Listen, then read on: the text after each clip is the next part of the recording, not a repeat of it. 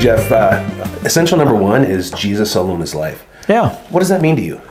When I think about Jesus alone is life, and while it's probably not one in the line of, we have a statement of faith, and the statement of faith gives all of our doctrinal statements.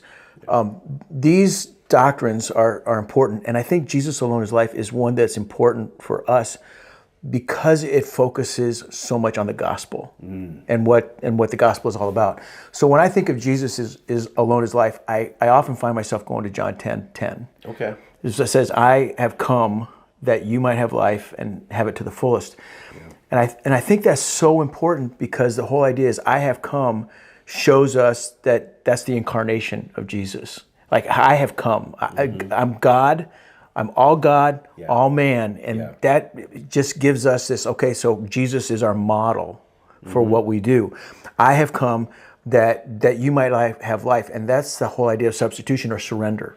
Right. So my life isn't my life. It's Jesus's life lived through me.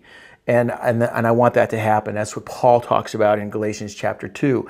That's why that's so important. And then have it to the fullest. And that's the idea, is like not just here, but into the future. So when we say that Jesus alone is life, it's like Jesus alone is life here. He's our model. He's the one that gave us the Holy Spirit. And we have all of those things. But it's not just here.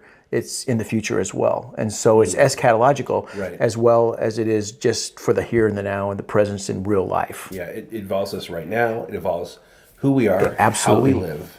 Yeah. But it's our hope. It is. It is. There's no question about it. And that's what makes, to me, the Christian life is so exciting, is that it's not just about living now. Right. And it is about living now, but it's also about the hope that we have for the future. And that's what Hebrews is all about. The Hebrews, that chapter of faith is like, hey, they realize it's not just for now, but it's for the future. But man, it impacts how we live. So that's why we would say Jesus alone is life. Okay.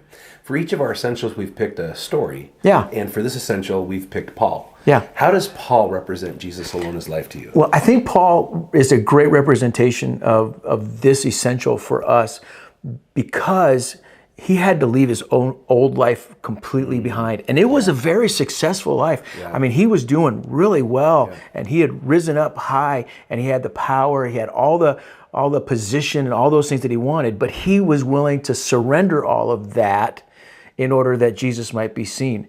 And while it's John the Baptist who says he must increase, I must decrease, we see that lived out in Paul's life, and how Paul would go from church to church to church, and it was never about trying to lift up Paul. It was always about trying to lift up Jesus. Right. Philippians 1:21.